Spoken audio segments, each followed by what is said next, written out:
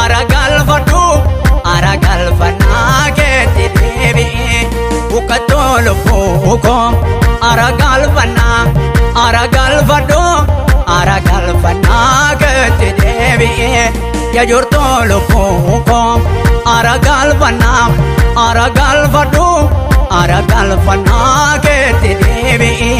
sayaronda bokonna dabdu Pula gofta ke gotu oti kapane badno Sayronda bokonna dabdu Pula gofta ke gotu oti kapane badno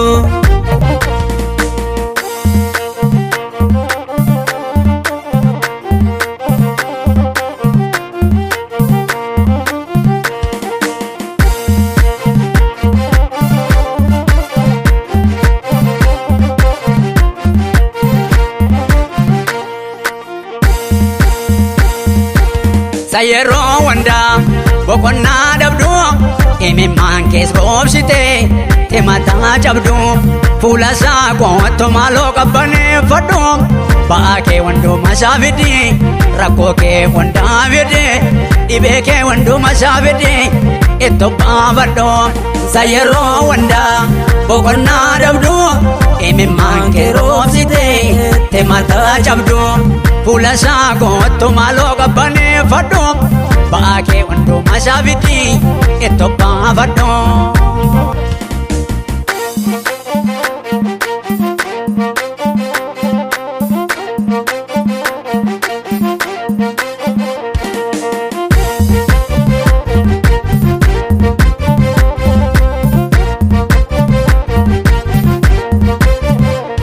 Maliyalo poko magabi dabda yaro manda mabosha imiman gadda pula sa ko to malo tabdi kabda arkasana ta esra borsa gofta ke imiman gadda pula sa ko to malo tabdi kabda arkasana ta esra borsa gofta ke imiman gadda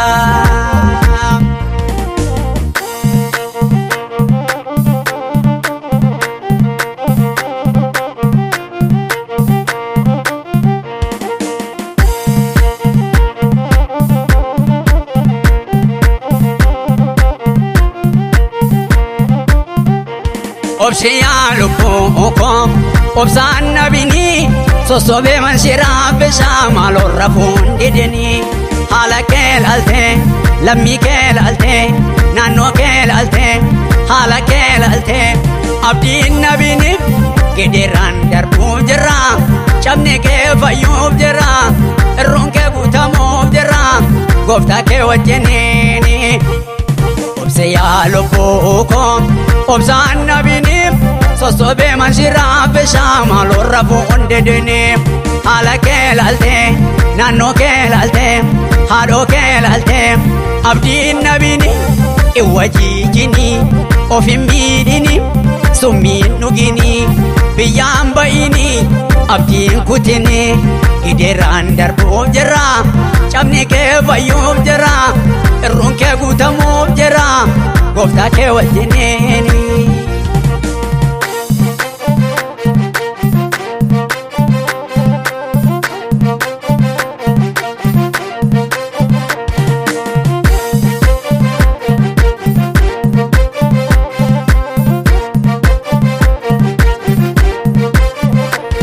Maliyalo poko kangabi dabdu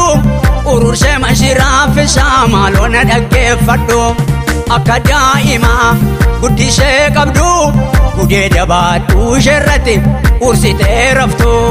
Maliyalo poko kangabi dabdu ururse mashira fisa malona dagge faddu akadaima guddise qabdu gude dabatu sherrati ursite raftu